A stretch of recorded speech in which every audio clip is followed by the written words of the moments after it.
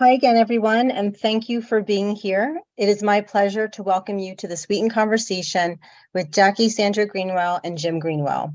I'm Pamela Weichman, your host and the Director of Education and Artist Services at WheatonArts. I'm a white female in my 30s with long brown hair and blue eyes, and I'm wearing a cranberry sweater. My pronouns are she, her, and hers. I'm broadcasting from southern New Jersey, which I recognize as traditionally the land of the Lenape. Throughout the program, we will be monitoring the chat, and you can put any of your technical and general questions in there. Links to additional resources will also be posted in the chat throughout the program as they're relevant to what we're speaking about. If you would like to pose a question to the speakers, please do so within the Q&A feature. My co-host Terry Plaskett will be monitoring that, and he will pose those questions to the speakers on your behalf. Should you lose connection for any reason, please close all your windows, then click on your original email link to join again. We thank our sponsors, PNC Arts Alive, the Art Alliance for Contemporary Glass, and the United Nations International Year of Glass for their support of this program. Through memberships, donations, and shopping at Shop Wheaton Arts, you too can show your support. Please consider exploring these options so we can continue to offer free programs like these. It is now my pleasure to introduce Terry Plaskett. Terry is a resident potter at Wheaton Arts. You may have seen him if you visited our campus.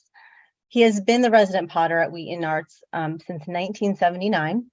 Prior to becoming a ceramic artist, Terry attended Jacksonville University, where he majored in biology. From 1976 to 79, he attended Rowan University, where he majored in ceramics.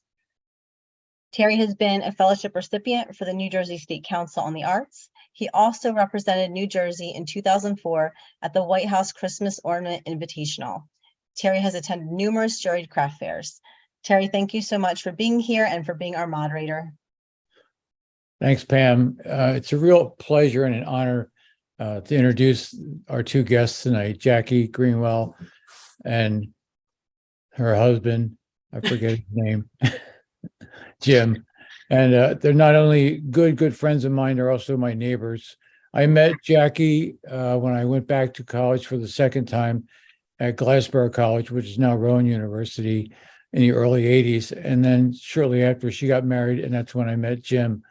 They're two really outstanding sculptors, artists / craftsmen in New Jersey, and really good friends of mine. So I'm going to let them start their program. Thank you guys so much for coming on tonight. Well, hi, everybody. Welcome to our conversation. Thank you so much, Pam, for inviting us to speak. And thank you for everybody at Wheaton Village, Sue Gogan, Terry, of course. I have a long relationship with Wheaton, probably 30 years or more. I love Wheaton Arts. It's second, third home, I guess. It's a great place. Anyway, and thanks everybody for coming too. So I'm going to start way back a million years ago when I was in high school and my early addiction to clay. This was actually a picture from my high school yearbook working on my first coil pot. And that crazy sculpture was my first sculpture I ever did. I named him Homer. And my art teacher picked him out to go to like a teen arts show. I was about 15 or 16 in that picture, total 70s look there. You. I guess I can't, well, I know I came from a farming family, so clay and dirt, and it was always familiar to me. So I, really found myself in the clay studio at my high school all the time. Positive reinforcement, of course, when you get recognized for, something that you did. My teacher, like I said, was always complimenting me and happy to give me a little boost or positive reinforcement with my work. And also when you're in the art room, if anybody out there is an artist, which I'm sure there are, you kind of find your peeps, you find your place. It's like, oh, I'm not as weird as I thought. There's other weirdos in the world. So I don't know if Jim wants to add to that, although he doesn't have any high school. Yeah, you're weird, all right. I had a was an early graduate. I come to find out my high school teacher was a graduate of Rowan or Glassboro State College, and it was had a major effect on me. I guess I always liked kind of drawing and things like that, but he went above and beyond and just introduced us to every possible thing, which gave me a great scope of which way I could go. From an early age, I started working in a family business as a machinist, being trained as a machinist. So all my recognition of how things worked and all like that really kind of played into when I found out and started exploring art materials and art processes. Those things kind of married, and this is what you end up with. Yeah, shout out to the teachers. They make a difference in your life Mhm. at an early age. So, but yeah, same here. I had 2 art teachers, and one was more on the fine art side of it, and the other one was more craft oriented. And I remember he had a cylinder, like I think it was 10 or 15-inch cylinder, glued to or affixed to the wall, and he would be like, okay, can you top this cylinder? And I remember like just staying after school, like trying to throw a cylinder taller than the one that was on the wall. And then of course my friends in the class were paying me to make their cylinders for them. So it's kind of like a little extra money on the side. Anyway, I think you can go to the next slide. So having that clay experience, and back in the 70s, I don't know, it was kind of like, what are you going to do with clay? I knew I loved ceramics and pottery. And my parents were like, yeah, you got to make a living or get a job. And I remember going to Batstow Village back in the day and seeing the potter. I'm like, I want to do that. I want to be like a village potter. Anyway, so fast forward into my college years where I met Terry in the Glassboro State, now Rowan University ceramic studio. Our teacher was Jean Hartman. And I think at that point, and Terry, feel free to jump in here, Terry was already working at Wheaton, and Jean Hartman said, they have internships at Wheaton. You can get college credit for being an intern. So it didn't take me long to hopefully charm Terry and to let me be an intern. And that was probably like early 80s, early to mid 80s. And I think I might have been one of the first interns, not sure. I think you were, Jackie. Yeah. And I was probably like 23 in that picture. And Sue was the pottery manager, the pottery building manager at that time. So, and internships are just great things. I learned so much from Terry and Sue, and I learned how to throw. I learned how to speak in front of people. I think I was really nervous about interpreting, because you're, speaking in front of people, telling them what you're doing. And I think they both left the studio one day. They were just like, we're going to go. That's how she's going to learn, how to not be scared. So they just kind of left me there, but it was a good thing. But just from being there from 9 to 5 throwing, you have to demo for everybody. So you're forced to kind of make a lot of pots. And it was just really so instrumental in learning how to, learning the craft and, making my skill, improving my skills. So shout out to Terry. Thank you, Jackie. Okay, so you can go to the next slide. So from there, since I couldn't have Terry and Sue's job in the pottery shop, I had to find my own gig at at working in a production potter or whatever, as a production potter or a historical interpreter in this case at Cold Spring Village. And that's kind of where Jim and we both work there. A lot of the things that have happened to me in my journey have been so lucky. I think again, Terry said, oh, I think they're starting a pottery, they're going to have a pottery building at Cold Spring Village. You should see what's going on there. So I went, and sure enough, they wanted to start like a pottery and at Cold Springs. So Yeah, Jackie, did you and Jim live down there? We did. Yeah. For the first year, we lived in our little Scotty camper in the Cold Spring campground, surrounded by skunks and horseflies. So I was the potter. There's me in all my glory. On the enclosed building is the pottery shop, which is still there. And Jim was hired shortly after me, I guess 1 or 2 years after me, as the village woodworker. I was commissioned by Cape May County to reconstruct the Marshallville School. It was a school circa 1840s, and the remnants were found in Marshallville.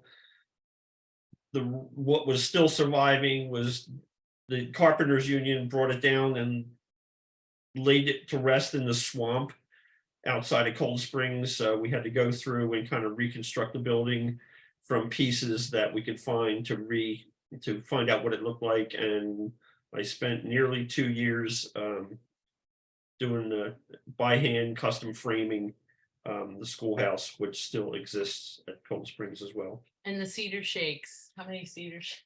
Yeah, over 8,000 cedar shakes we had to hand split. We also went into the cedar swamps and cut the trees with permission because it was a wetlands issue, but that didn't happen.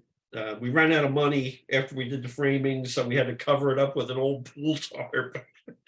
And then we got the money and the permission to go into the cedar swamps and cut cedar and started doing the shakes. And like I said, it was close to 8,000 shakes we split by hand, and she still looks beautiful, And yeah, that was a really great time. I think we worked there for, I don't know, I want to say 8 years, but and it was really great, again, interpreting for the public what you're doing, how you're doing it, all the crazy questions, all the ghost remarks that we potters are all sick of.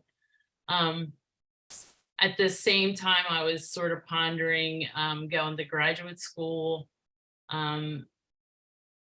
Life as a production potter, I love making pots, but it is, applying to shows and doing the work, and it's a lot of hard work. And I kind of I have other interests, and I just didn't want to make pots all the time. But anyway, the next slide will show some of the work that I was doing at the time. And at Cold Springs, we had to do sort of historically accurate traditional ware, which was red ware with like a slip. They used to use it in the oven there and stuff. So I mostly worked in low fire earthenware and doing all the craft shows. And I kind of had a skill for painting and decorating. So that was my sort of way of standing out a little. I painted a lot of my pottery with either sea motifs, crabs, squid, fish, lemons, sea lemon, sea eggplant. Then I, expanded my palette into vegetables and fruit. But that was my line of work, which I still do today. I go back and forth. Okay, you can go to the next slide. So I did eventually go to graduate school. I don't have any work from that time period. I did go to graduate school. And after graduate school, I went to graduate school mostly because I wanted to teach college. When you pursue a degree in with a Master's of Fine Art, when you graduate, that's your terminal degree, and you're able to teach college. When I was in Glassboro State, I'm Rowan University, I was the tech, and I would answer a lot of questions for the students and demo and kind of make all the glazes and fire the kilns. And a lot of the students had a lot of questions. I helped them, and that's when I realized that I really thought I wanted to, I would like to pursue a career in teaching. So I had to get into a grad program, and I went to Tyler School of Art. And after I recovered from graduate school, when I was able to make some work again, this was what I made. I was actually, it was funny, Paul Stankard, another connection to Wheaton, and we were having a conversation. He came to Glassboro one day, and we were talking in the studio, and he goes, I was doing figurative work, and he goes, how come you don't do male figures? And I was like, yeah, so I did a series of male, these are based on friends or people I know. Jim. Not me. I was much finer cut in those days. Yeah. So it's working from a cast of a body, an actual body, and then using it as almost like a journal or canvas. And that's where I got into the narrative, like telling a story. Most of the pieces that I still do when I do sculpture, it has a story. It's either biographical, autobiographical. I like to use symbols and textures and mark making that conveys certain emotion or mood. So that's what these pieces were about. These were about friends of mine and different personality traits. Wasn't that me? No. No. But talk about collaboration, because when we were first asked to do this, I was like, oh no, do we have to we never collaborate on our artwork. But Jim is such a great engineer, and he can really make anything and fabricate anything. So many times he's come to my rescue. Like, I made these, and then I had no way of hanging them on the wall, and he made these beautiful like brackets in the back, and you can't see how they're hanging there, which was pretty amazing. So his knowledge of materials and how to fabricate things, he always comes to my rescue. So that's where we collaborate. And I think I've helped you a few times too. Yeah. So that's it. Does anybody have any questions, Tara, or anything?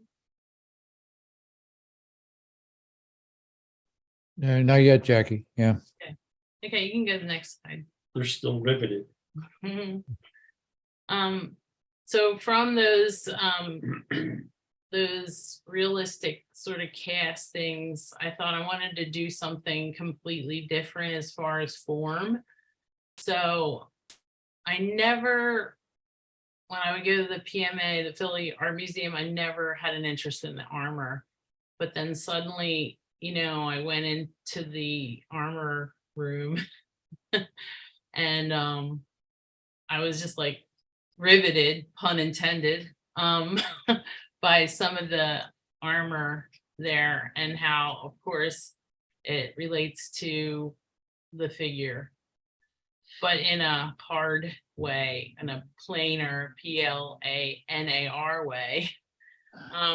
So I thought that would be fun to try and do. And plus, you know, I thought if it's flatter or there's more surface for me to play with. So I started, you know, looking at armor, drawing pictures, and you can kind of see how these pieces were influenced by that. Jackie, are all your colors fired on, or are some in actual paint? Yeah, it's kind of both. So I like to kind of get some surfaces are really grubby and, you know, very textured, and I like to rub in dark underglaze or stain first into that texture, and then I'll go over it with you know, an underglaze, like a dry brush. The birds inside the head are little cast birds that I painted with acrylic. So there's something nice about the permanence or the look of like a fired on underglaze or glaze that I love. The real colorful piece is mostly terra sigillata, which is the closest I find to, I wish I could come up with a greenware or leather hard glaze that a glaze that looks like leather hard clay. I think terra sig is the closest, and that's kind of like a slip, but you can apply it and burnish it, and it has a really nice low shine. So it's terra sig underglaze with glaze, but everything's low fire. You can go to the next slide. Then I started doing, I thought it would be nice to do things back to the wall again. And this was another piece that I did. This is autobiographical for the most part. I don't like to say that I'm a painter, but I love surfaces. I don't know if that makes sense.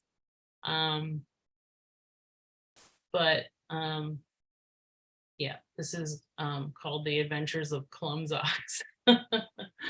And the bottom part of it is not clay. Again, collaboration with my husband. It was actually, this piece was another piece that was freestanding, and I bumped it and it fell over. So I was able to save the upper part of it. The bottom part with the elephant is all wood made by the man over here. And then I just kind of tried to match the best I could. It's actually in 3 parts. And this is again a mixed medium. It's acrylic, underglaze. Was there some decoupage stuff too? Decoupage, yeah, like different images from a Victorian scrapbook I found. So yeah. Jackie, we have a question wanting to know how large these are. That one was probably 5 feet. I'd say at least 4 feet, yeah. 4 to 5 feet. Okay, Pam, you can go to the next.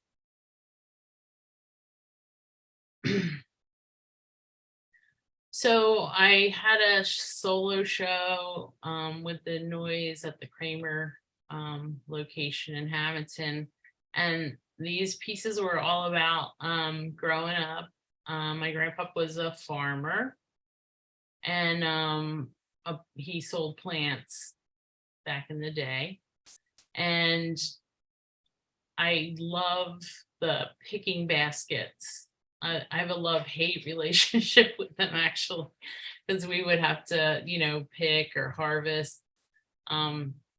Our family, a lot of us, you know, worked and helped him on the farm. And I always joke, this was my Basket Bride series, because my grandmother was, I come from an Italian family, Italian American. And my dad and my uncles are very handsome. And I feel like their wives were kind of smitten and taken by them being so handsome. And we'll take you roller skating, we'll do this, we'll go to the movies, This is back in the 40s, 50s. And then when they found themselves in the mother-in-law suite of my grandmother's, it was like, hey, get out there and work on the farm, lady, So the brides were sort of maybe disillusioned a little bit, and they were, everybody worked really hard. And so I was kind of trying to portray that in these sort of figurative armor like pieces, and engaging or incorporating the basket. The basket is some of them were really worn. They were used, but they always functioned well. So I still have some in my studio to this day that I use. So you can go to the next slide. Jackie, we have a question for Noelle. She wanted to know, when you're creating a new sculpture, what is your process? Do you sketch out the work first, or are you designing as you I go? do, and you'll see that later, Noelle, thanks. I do a lot of sketching, like very rough, loose sketches. I'll research things, look at things in art history, things of that nature. But yeah, I always sketch. Sometimes I sketch on the walls. Sometimes if I'm thinking of a particular color palette, I'll do something in pastel. I just usually have a roll of paper, and I'll just tack it to the wall, and I'll just have fun. Or, I just have a sketchbook. Yeah, so I always start with sketches. This is kind of another part of that series of growing up on the farm. These are peach pits. We had a peach orchard in the back of our house. I grew up in Berlin, New Jersey. And we used to, again, the family would go pick all the peaches and can and put up peaches for the whole year. But I used to, again, the family, no matter how big or small you were, you would go back and load your whatever vessel, vehicle, wagon with peaches and bring them home, and then start the canning and preserving process. So these peach pits are probably about as big as a football. I sculpted a large peach pit, and then made a mold. And so I made several. These were not, they were all acrylic painted. None of those they were fired once to bisque and then painted. And the wagon is a real wagon. Okay, you can go ahead, Pam. So the basket I love to go back and forth with function and pottery and useful vessels, and also sculpture. So I incorporated the basket idea into some of the functional bowls and pieces that I do.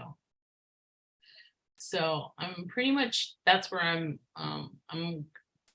sort of investigating this further, the basket and the vessel and the bowl, and still painting. These are all the building process is like, I'll throw the bowl, sometimes I'll alter it, and then I'll add the slab basket, just cut pieces of slab and do the edges and things, or the rims. You can go to the next slide. The recent work, kind of like over COVID, just everybody was, I know, probably stuck in their house, and looking for answers and looking for solace. And going back to my Catholic days when I was raised Catholic, and I thought, how could I sort of make pieces that were relative what that was, what was going on during that time, Black Lives Matter, Me Too, COVID, pandemic. So I've always looked at reliquaries, and I'm always a fan of the painted terracotta Renaissance sculptures.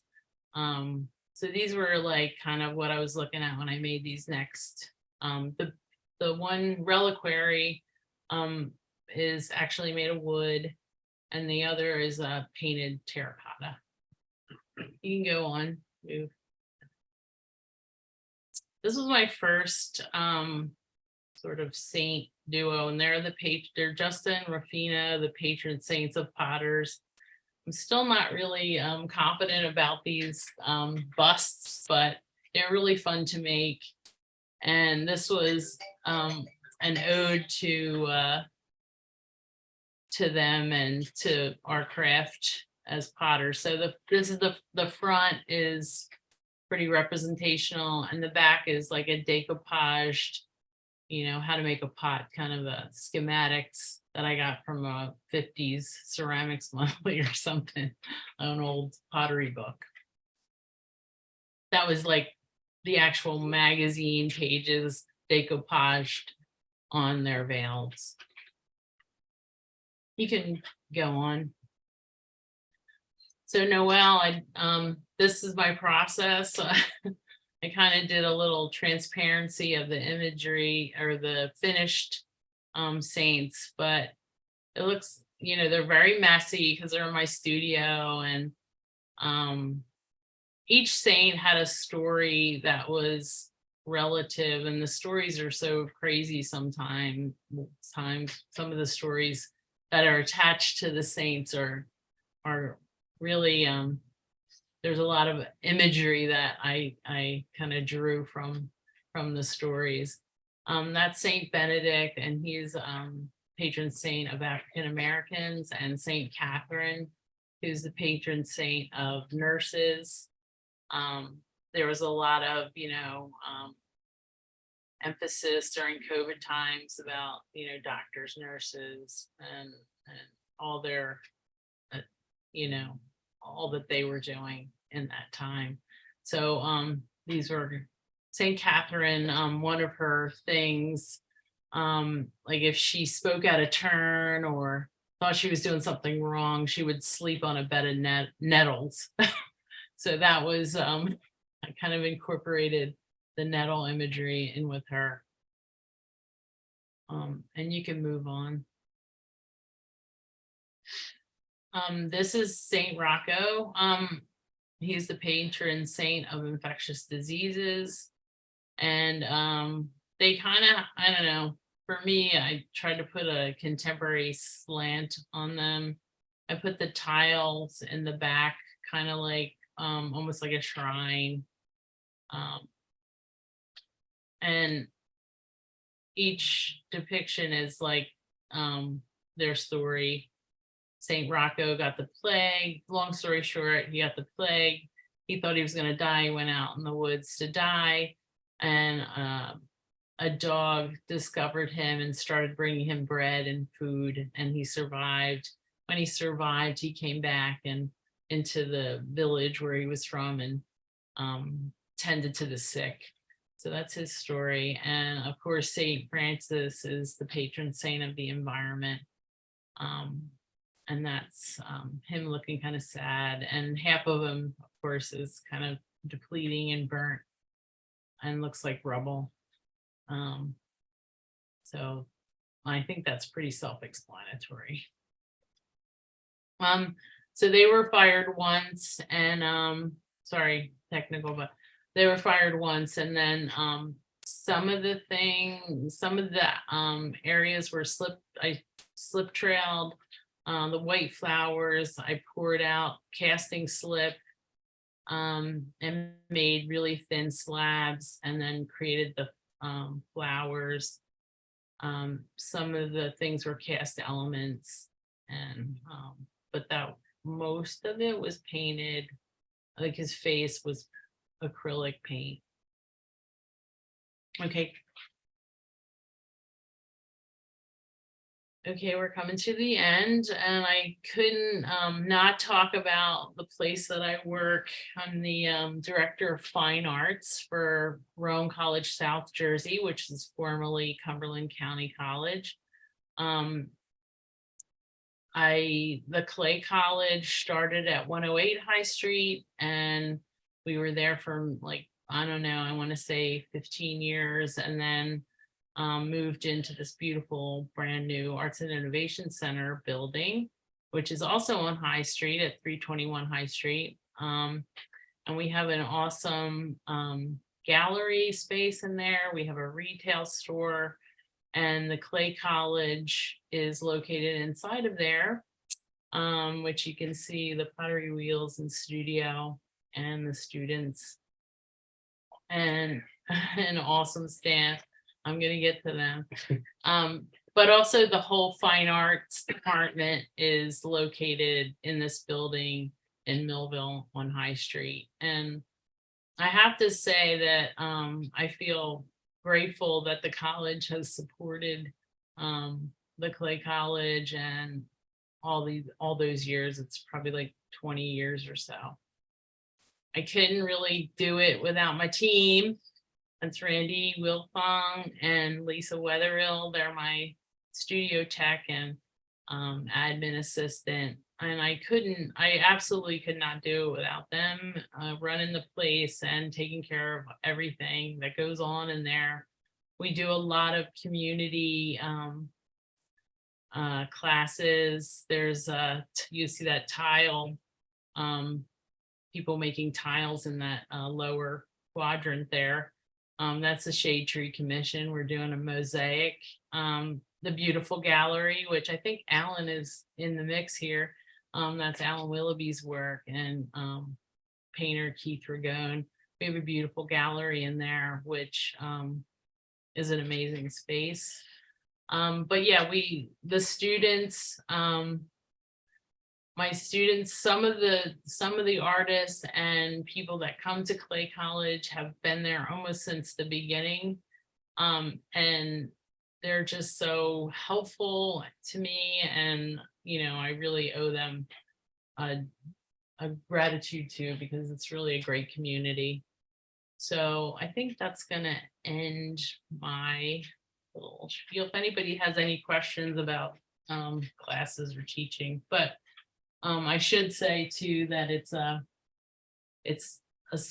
nice cross section of academics. So there's credit students intermingling with non-credit, and it's a great, it proves to be a great learning environment. Okay. On to this portion of the show. The two slides is that one was a postcard for a show I did at Rowan. It was based on my work. On the right was one of my first postcards that and this came from when I worked at Cold Springs. I was doing a lot of work with native woods, and I found that if I buried some of the persimmon wood back behind the shop, it would get invaded by all these different insects and different fungi and things like that. So that made me produce this, what I thought was the coolest thing in the world, the design and production of works inspired by and made of woods affected by microscopic societies and their allies. I just thought that was the coolest thing at the time. And that was kind of the birth of my introduction into unusual materials. Next slide. The lamp that you see on the left was a direct result of that, and that was one of our few collaborations. Jackie did the porcelain shades. Those pieces actually sold to an executive of Exxon Corporation early on, which was a real boost to my ego at the time. And the one on the right was another foray into unusual materials, and I got national exposure for this. This was a cabinet called Zia Maize, which I think is Spanish for corn. It's basically describing corn, and as you can see, it's a silo, and there are approximately 40,000 pieces of corn that all had to be hand sanded flat and fit into the entire interior of this cabinet. I would give people coffee cans of corn kernels that they could take home and sand the bottoms flat, and then they were all glued in with silicone glue. I actually consulted a veterinarian to see, as I was afraid of pests getting into it, and them being sealed in the silicone and several coats of shellac. The vet told me that if the animal couldn't smell it, they couldn't eat it. So to this day, it remains in exactly the same condition. Bugs have never found it, and it hangs proudly on the wall of our addition to our home. Next slide. This was another foray into unusual materials. I think this was probably in the early 90s I started. I found this fascination with paper making, and these are the nests that you see frequently. These are the nests of the bald-faced hornet. It's a kind of an aggressive species. They're carnivorous. They live in the area, and they rarely venture outside of their area. So if you have a bald-faced hornet nest in a tree in your yard, you will most likely find them in the same area the following year. When the first frost comes, everything inside dies, with the exception of the queen. She finds refuge for the summer or for the winter and just kind of hangs out. When the thaw begins and when it gets warmer, she will establish a new colony. And so these nests are discarded once they do their one season use, and that's it. My experiments found that I could only use the outer envelope of the nests. The comb area inside where the brood chambers were kind of they were kind of destroyed by feces and dead critters inside, so I couldn't use that in paper making. So the envelopes were the only thing I could use in paper making. That season, with the help of my then probably 3-year-old or 4-year-old daughter, we collected about 60 of these in that fall. And I couldn't find the picture. I have a picture of her in her with her little sweater sleeves pulled down over her hands, and she would stand under the tree as I cut these things from 20 and 30 feet up in the tree. She would catch them for me. So she was my partner in crime for this. Next slide. I continued. We did a paper making process. It was normal paper making. Again, took the outer envelope of the nest, soaked it in water, plunged it a little bit, and did the normal paper making procedure with a decal and frame and a pulp. And there's a picture of me pressing there, trying to show off my biceps, which was an exciting moment for me. But I created quite a stack of paper with the help of some friends and my family. And on to the next slide.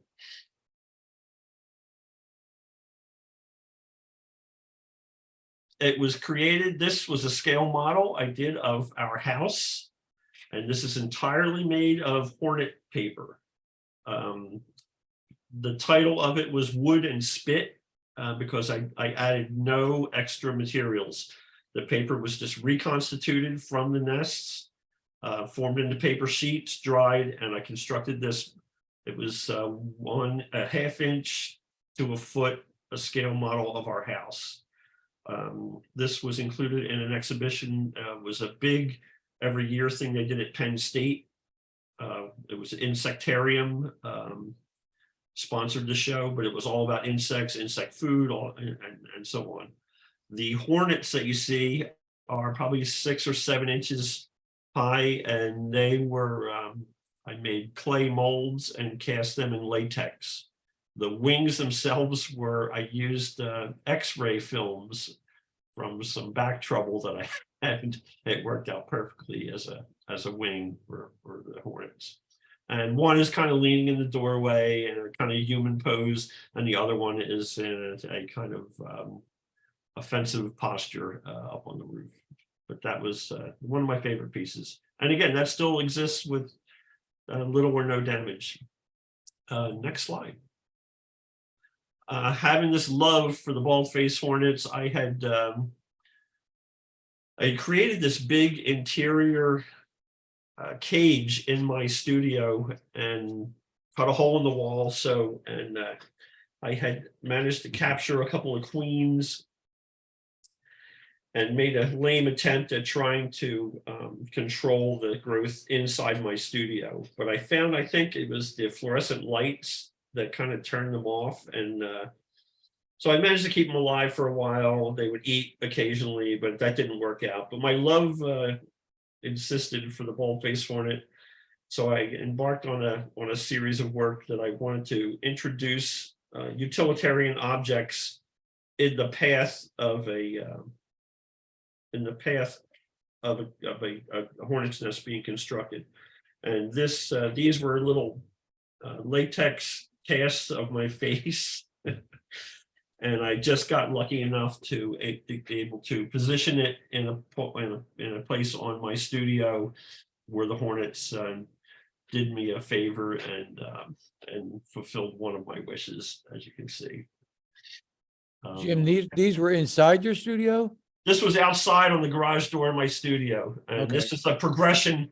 How it started. It starts out as like a golf ball size, one little thing, and there's just the queen, and she builds this little enclosure and starts to lay eggs. And as the colony gets bigger and bigger, they expand the size of the habitat. So what they did is they actually grew into my latex face there. And the sparrows got to it before I could harvest it in one piece. And plus, it was kind of difficult to cut that out. I would have no real way of, if it hangs from a branch, you just cut the branch off and you got the whole thing. But they built it into the wall and into the building, so I couldn't really cut it out. But before I could harvest it, the sparrows got in, as they do later in the season. They'll get in and tear these things apart to eat up any grubs that are left inside. So that's what I ended up with, is what you see there, which I'm proud of and I'm happy with. Next slide.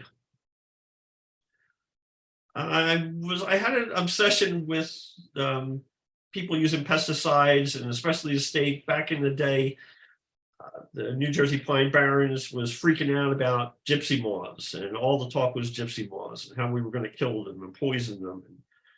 And I had just seen this as a problem that was going on for millennia. And it always, I mean, if that were the case, that they were going to destroy all the pine forests, we would have lost our pine forest thousands of years ago.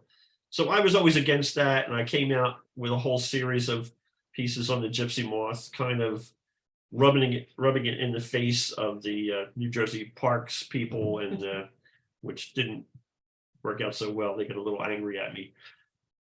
But this was a giant piece. This was a bark from a catalpa tree that I peeled off. The piece is probably about 4 feet by 6 feet.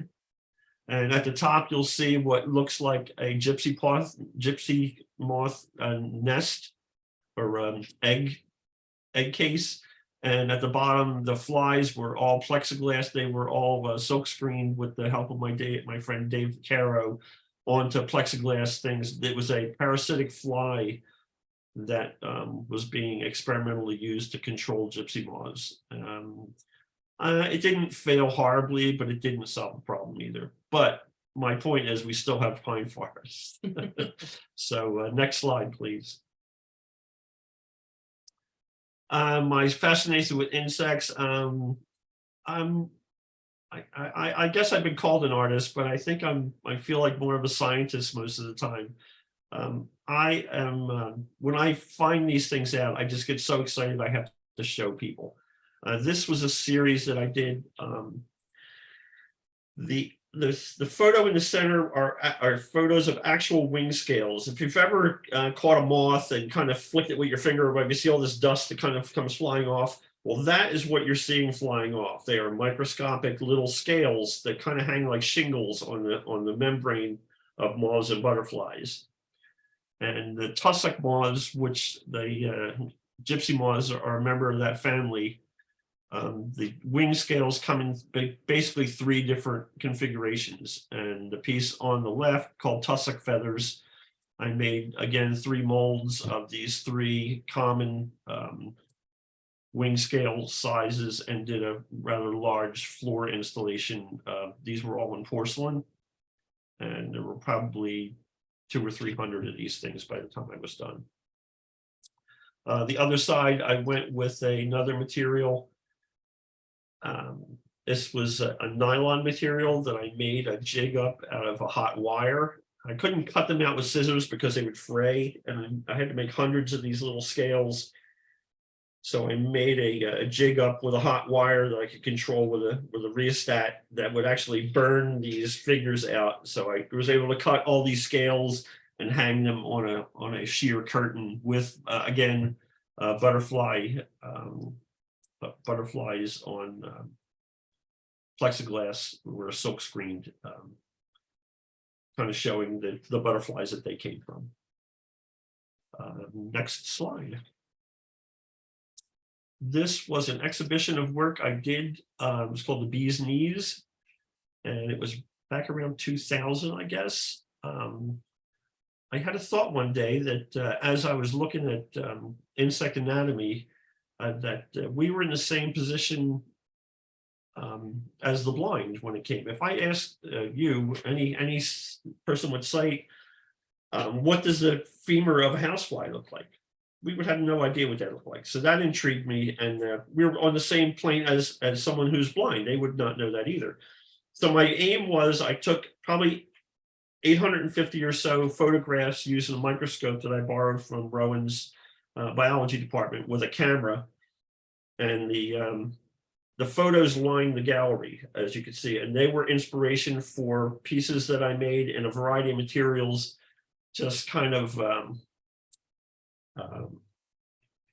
strutting my stuff, kind of demonstrating my mastery of some of the materials that were, but some of the materials were cast rubber, there were ceramic, I cast glass for the first time, there were wood carvings, there were actually pieces made out of beeswax, there were metal pieces carved, no, not cast, they were carved metal pieces.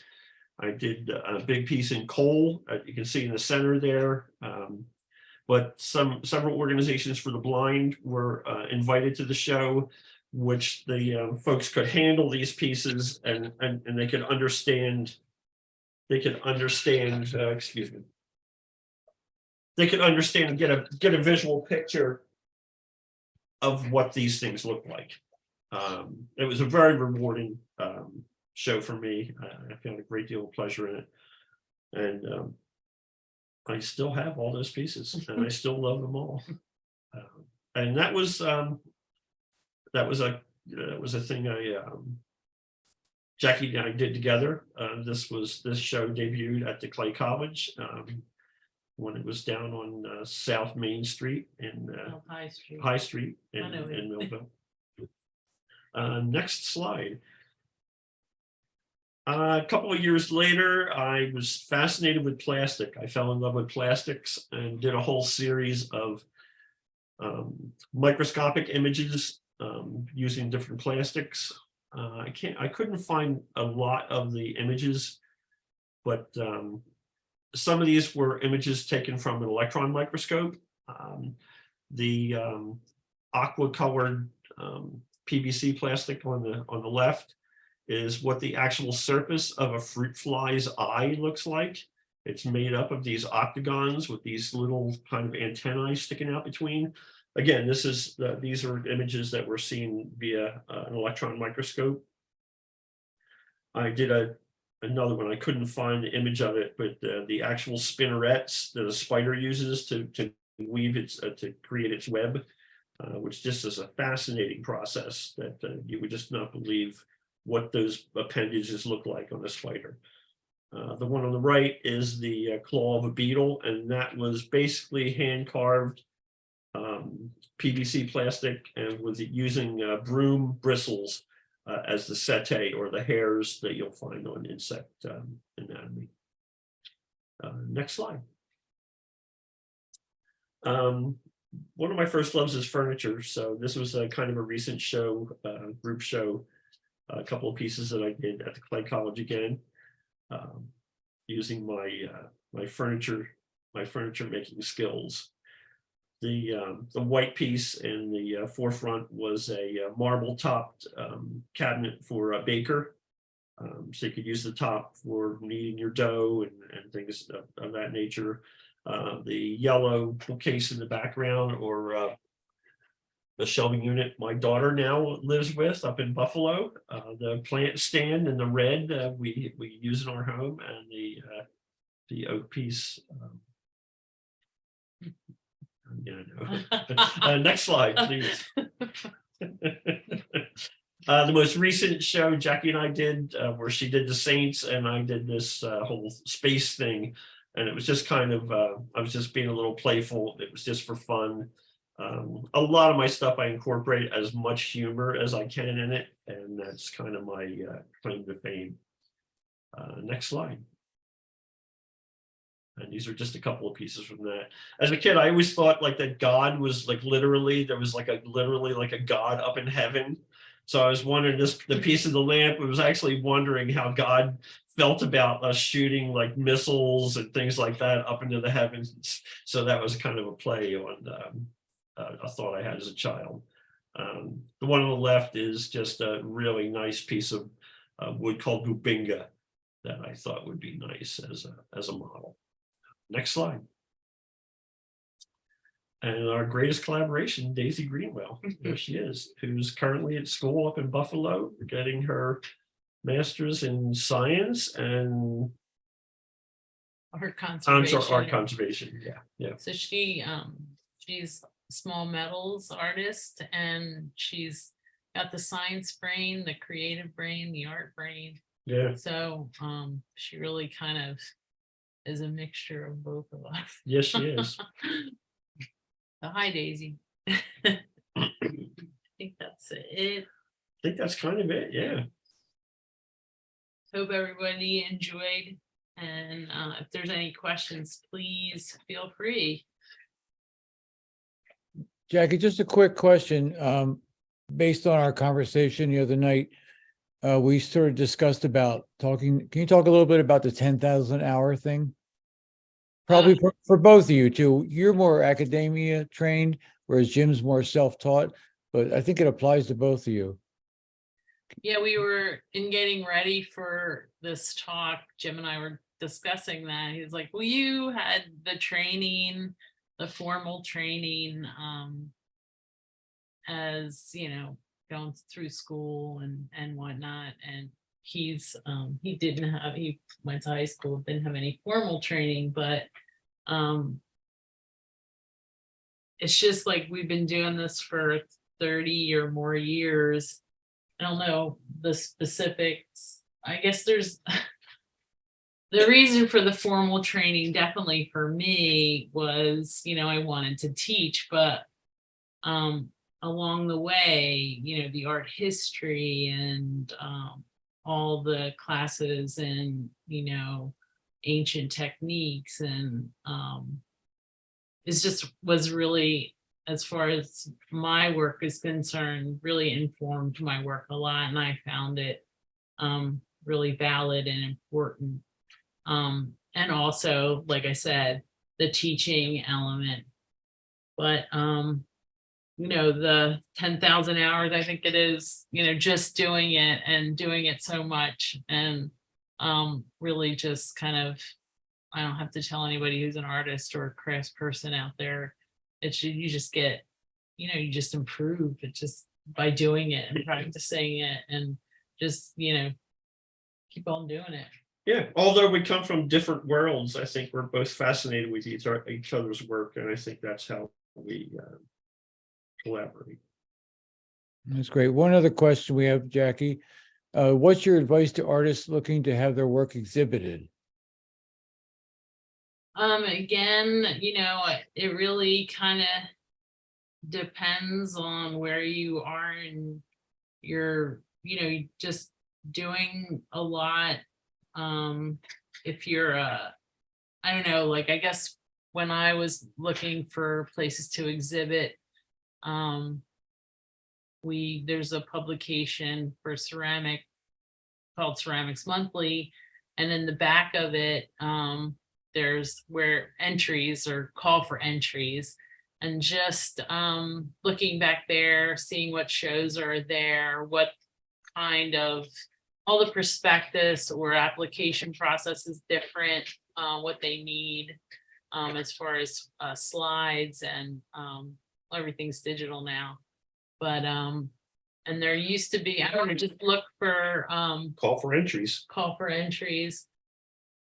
I will say though, like, as a gallery person, looking for work for artists to show, I don't really, it's kind of unfair to the gallery, I'm losing the word. What's the word for the person who runs the gallery?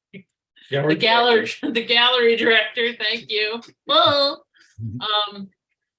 it's unfair to the gallery director to just come off, out, just walk in cold and be like, hey, I'm an artist, let me show you this stuff. That's immediately I'm a little bit, taken aback. And so really the process to that is reaching out via email, making a call. What's your process? I would like to show you work. What's the process of doing that? The proper documentation of your work. Yeah, proper documentation, taking slides of your work, all that stuff. Well, now that you're both approaching the retirement thing coming up, Woohoo!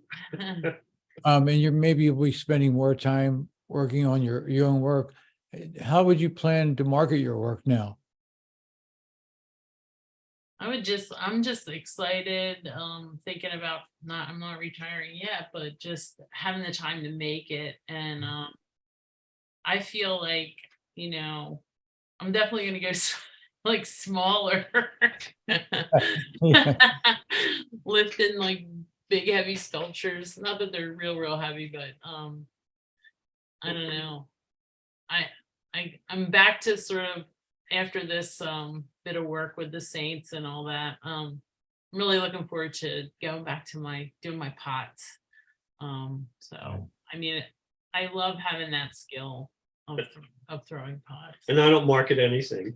Yeah, I just make work for fun. that's it for I'm really not thinking of that right now. Just having the time to enjoy making it, Yeah. and spending, it's like kind of torture where I work a beautiful studio and I'm sort of kind of trapped in the office a lot of the time. Yeah. That's why I asked. And I was going to ask you the same question, Jim, but you answered it pretty quickly there. I'm just going to keep everything. Actually, we would like to maybe just even, we talked about doing residencies, and having the time to do that, kind of get back to where we started. I mean, I remember thinking, I'll get a teaching job and then I'll be able to support my artwork and making my artwork. But I think I love teaching though, almost as much as making the artwork. So You can do workshops coming up. Yeah. Yeah. Well, thank you everyone for joining us, and thank you, Terry, for moderating, and Jackie and Jim, as always, thank you for all of the insight into your work. Many of us know your work, but it seems like we've learned a lot, even though we've known you for so long. Thank you. It's a pleasure. You can connect with Jackie and Jim using the emails provided here. Also, if you would like me to email them to you, I can do that as well. Please join us for our next Wheaton conversation on Argentinian tango, myth and reality. Registration for that will be up soon, and they will be joining us here on March 16th. Thank you again for joining us. You can learn more at WheatonArts.org. If you would like to connect with me, if you have any questions after the program, you can email me at pweichman@WheatonArts.org. Thank you all and have a great evening. Thanks, Pam.